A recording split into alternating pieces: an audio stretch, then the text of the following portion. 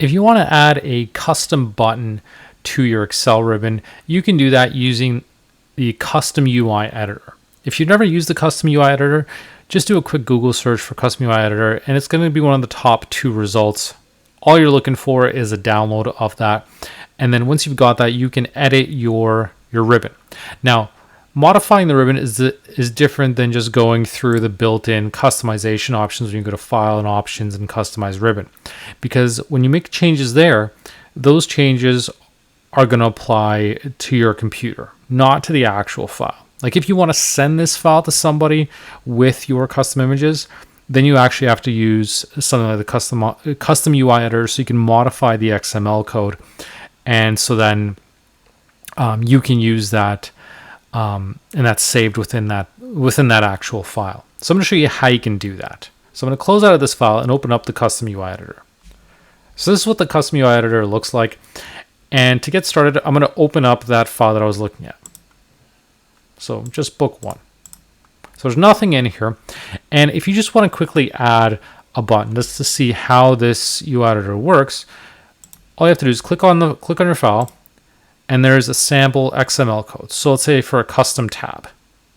So if I've got that in here, it's already going to do the setup for me properly. It's going to specify the tab. It wants me to create a custom tab, or I wanted to create a custom tab, a custom group, a custom button. It's called a custom button, and the image is going to be a happy face.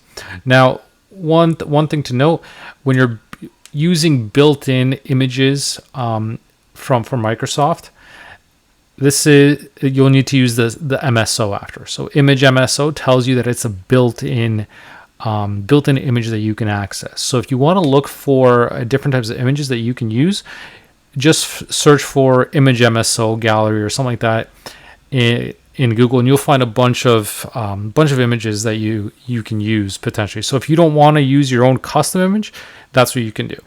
So I'm going to save this just to show you how this works. So save the file, and we want to close it as well because we can't open the file, otherwise it's not going to show our changes. So this is my file that I've just edited. So if I go to the custom tab here that I've created, you'll see I've got my happy face image, my custom button. So simple button, nothing happens when I click it. It's created a callback macro, but I haven't assigned anything to it. So I click it, but nothing happens. But that's what it looks like initially when we just create just a simple button using that sample XML code. So now let's assign our own custom image to this. So I'm going to close out this file and go back into the UI editor again. And when I open this file, what I'm going to do is insert the image that I want to use. So I'm going to go to Insert, Icons, and I've saved an image here of NVIDIA in honor of the stock's amazing run over the past few years. I'm going to use that as my image. So I'm going to insert that into here, and when I open up this plus sign, you'll see I've got that image there. So whatever it's called here, I can modify this by right-clicking, change ID. And let's say I actually want to spell out NVIDIA, NVIDIA. So that's what I want to reference it as when I use it as my image. Now, because this is not a built-in image, I got to get rid of the MSO and just call it image. And now I'm going to call it NVIDIA, just like it's referenced here. So now I'm going to save this, make sure it's saved. And we can also check this checkbox here to validate, make sure our code works. And it's well formed. That's what we want to see before we open up our file, just to make sure that we don't have any errors here. So again, let's close this out and reopen the file. Now I've got this file back open. I'm going to go to the custom tab, and here we've got our custom image, the NVIDIA image. Now, one of the downsides of using a custom image is that if your dimensions aren't exactly set up precisely, that they fill in the box fairly well, then it may look a bit odd. And so that's one of the disadvantages of using a custom image, is you can't just modify it, say you want it this wide and this tall. So it's not always going to fill out these boxes the way that the built-in Microsoft images are going to. So that's one of the things to keep in mind when you're using those images. for your custom images, you may want to edit them just to make sure that they're square, and so that they fit nicely, the dimensions that way. Otherwise, if it's too wide or if it's too long, it's going to stretch out automatically. It's not going to look nice. This is still not too bad. What we can do is modify this image where it says custom button to further customize how this looks. And what I'm also going to do is put this on the home tab. Right now I've got it on the custom tab. I'm going to show you how we can put this on the home tab. So let's close this file again. Open it up in our custom UI editor. And so for the label, we've got label here. Let's just actually type in NVIDIA here. And so this is the label. This is the actual image name. So this, I'm just naming this the same way. And actually, let's make it different. I'll just use NVDA for the ticker symbol. And now I've got my tab, and I've got tab ID set to custom tab, because that means I've created a custom tab. But if I want to use a built-in Microsoft tab, I'm going to add the MSO after. And now I'm going to name this tab home. And that's just the name that you need to reference if you want to reference the home tab. Now I don't need a custom label, obviously, because I'm referencing that home tab.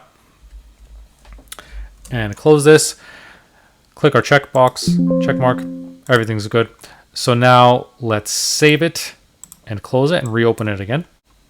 And there it is. We've got it at the end, and see, we've got our label here, NVDA. Now this is the gap I was talking about. Because this is not a built-in image, it's not gonna nicely fill in. You can see that the image is not as large as these built-in Microsoft images are.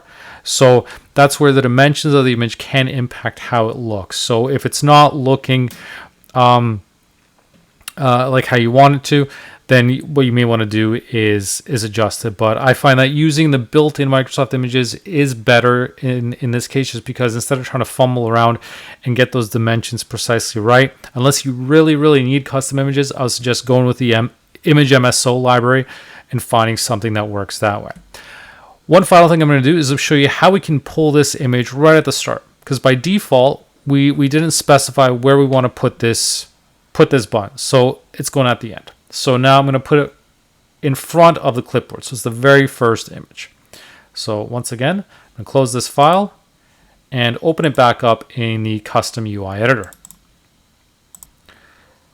So now I've got my group ID, and I've got custom group as my label. I can change this as well to say NVIDIA group. And after this label, I'm going to say insert before, capitalize the B, and then MSO, again, built-in Microsoft group. And this one is called group clipboard. So some of the names are, a bit intuitive, where it's group clipboard, group font, group alignment, but some of them, may be a little bit different. So just keep that in mind, that you can do a search for what these labels are if you want to reference the groups. But that's what you need to do. Put insert before MSO. It highlights red, so that tells me that it's probably set up correctly. But just in case, let's hit that checkbox again and again. Well formed. So now we've got it. So it's showing up before that clipboard. So it'll be the very first item we see. So let's save it, close, and reopen. And just like that, we've got the NVIDIA image right there at the beginning. We've got NVIDIA group. We've got our image in here and got our label. So we've been able to customize it, put our own image in there. And really, it's any kind of image that you can use, as long as it recognizes it and it's within the dimensions. Then you're free to use that within your ribbon. And by using just that built-in code in that custom UI editor, that's the really cool thing, is it makes it really easy to set that up. Because once you've got your file, you've got that sample XML you can tap into. So you don't have to worry about coding this from scratch. You can just reference that code and just adjust what you need. If you want to add another button for another image, we can do a copy and paste and add another button, right? We can add another one from Microsoft, whatever the case may be. It's easy enough to reposition this, adjust this code so that you can add multiple images, multiple custom buttons that you want. And then as far as the macro goes, it creates that that on action automatically. So we've got that callback. So let's say this is callback 2. So we don't have the same one, callback 2. And then if we go back into here, this generate callbacks. We've got the custom button already used, so let's do custom button 2. Now we've got callback, the first one, callback 2. So we could copy and paste this code into VBA and then just put in exactly what we want the button to do when it's pressed. So callback would be linked to this first button. Callback 2 would be linked to that one. So that way, when we've got those images added, we've got those buttons added, then it's just a matter of inserting this code into VBA, putting what we want it to do, and then it'll run those actions when those buttons are pressed. But just by inserting that sample code, you can easily set that up and create some buttons and some macros linked to those buttons right within your spreadsheet.